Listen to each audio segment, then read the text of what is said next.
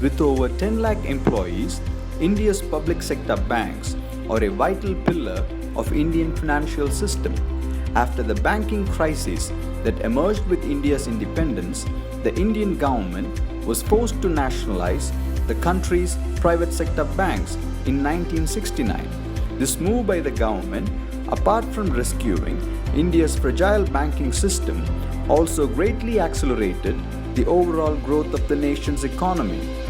After nationalization, the banking services were made more accessible to the poorer sections of our nation, and banks during those days were more inclusive.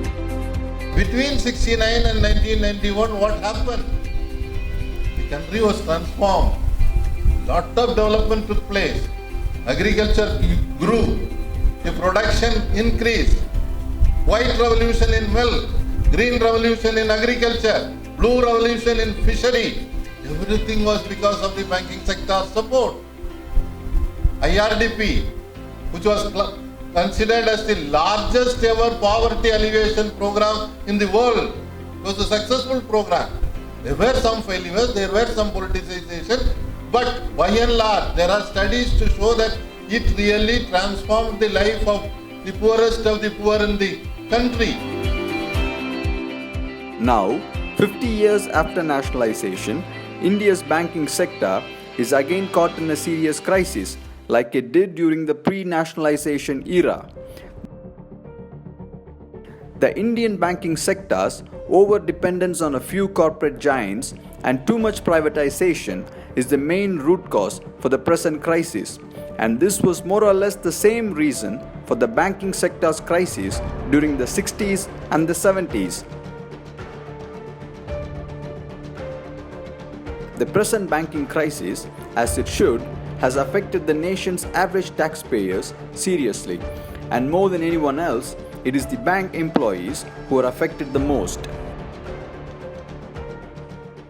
Every bipartite we have been getting a decent, fairly decent wage hike, load factor, percentage hike. But then in the this 11th bipartite they offer 2%.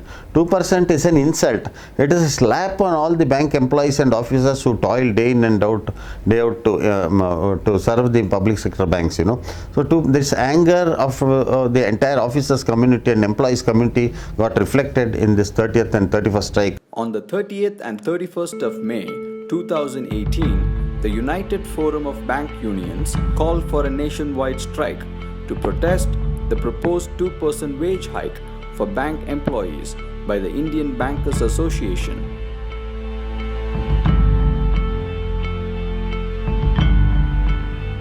Yes, a mere 2% wage raise.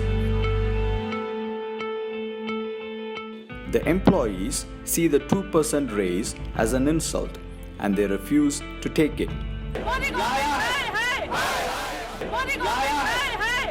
But the IBA, on the other hand, has justified the 2% raise and argues a better wage raise under the present circumstances is impossible due to the heavy losses the public sector banks are burdened with. So now the 10 lakh bank employees are paying for the bank's losses. But the question now is, who is really responsible for the bank's losses? India's bad loans are the 5th largest in the world, and after 2015, it has risen dramatically.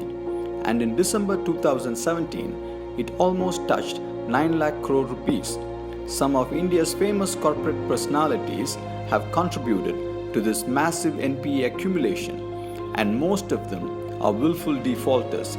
Strangely, the government so far has not managed to take any serious actions against these willful defaulters. If bad loans are wiped out of the banking system, all the public sector banks will actually post huge profits. The last financial year, all public sector bank put together earned the operating profit of 1,55,000 crores, but it has been converted as a net loss of 85,000 crores because of huge provisions for the non-performing assets. Corporate borrowers has suffered losses because of various reasons, but that should not be converted as a public sector bank losses. This is why when it comes to rescuing the banking sector from the present crisis, it becomes very important for the government to take stern actions against the willful defaulters so it does not become a practice in the future. Trade unions have been telling that the NPA issues can be sorted out by implementing or making the measures, recovery measures very stringent. Measures should have teeth. It is not possible. It should not be possible for this thing to bite and those fellows run away. If you bite, you have to catch them. So we have to make the measures very stringent and implementable. Large defaulters should be treated as criminals. NPA should be treated as a criminal offence. I mean, willful default should be treated as a criminal offence. Their passports should be impounded. All the concessions given to them should be withdrawn. They cannot contest in elections or become politicians or things like that. And more than that, there was a parliamentary committee recommendation on the NPS. Suppose that was implemented, when majority of the NPA issues and problems can be sorted out. The amount of bad loans that have accumulated so far, though they might look very staggering, it's only a handful of corporate giants that are responsible for it. 80% of the total NPAs are bad loans given to the corporates. It's been widely believed by economists that the present NPA crisis is only the tip of the iceberg and there is more to come. The bigger giants, they say, will be the next NPAs. No, possibilities cannot be ruled out because these people have taken so many loans, so much loans, and without any security or anything to fall back upon. So we cannot rule out that one day Reliance may also fall down, one day Ambani may fall down, Adani also may fall down, because the too big concept is not a safe concept. And the banks as well as the government must foresee this before proceeding further advancing. The sad irony is, though the ordinary public sector bank employees have not contributed to this mounting NPA problem in any way, it is they who are paying for the losses it has brought. The rich corporates and the top banking executives responsible for it have not been bothered in any way. From the point of view of the bank employees, they must be paid a fair wage for the work that they have done. No government sector gets salary from the profit it earns. So salary should never be linked to profit. They should always be on the budgetary side, and if not budgetary side, they should be made on gross profit. We have gross profits, we have huge corpus of operating profits, but if you come on to net profit, the haircuts are decided by the government. It is the government which writes off the bank loans of corporate banks.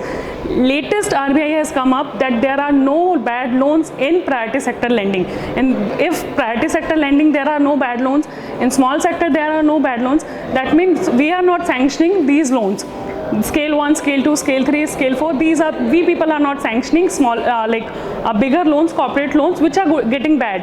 And we are not even writing off their bad debts. Only the government is empowered, and that, like AIBOC Industries, if you'll take the example, 83% haircut. Who has given this? We have not given this. And if corporate loans are turning bad, it is all because of corporates and government.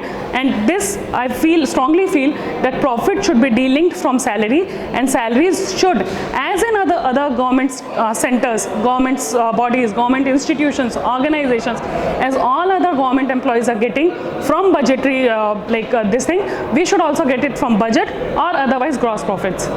When the bank employees are not paid reasonably according to the market standards, it will surely bring down the overall standards of the banking services.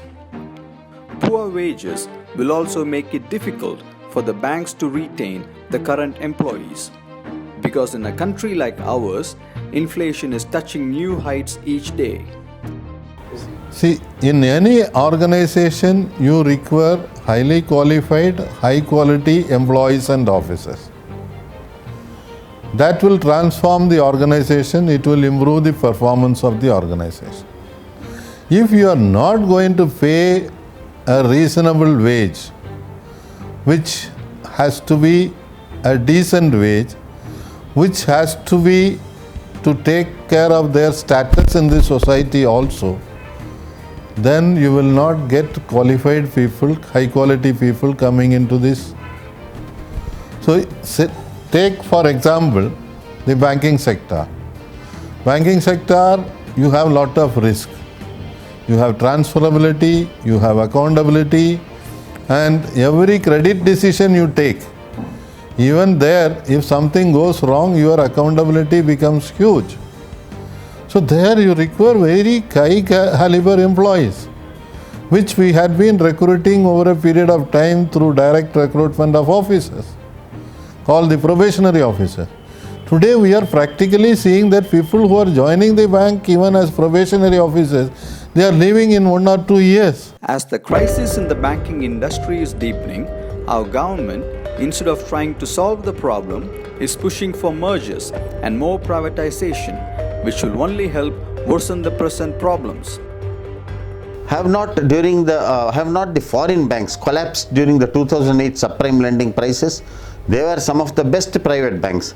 Some of the best independent private directors were on those boards. 2011 crisis of Europe and the present crisis, the spillover of all those crises, it was a financial tsunami. How many banks collapsed there?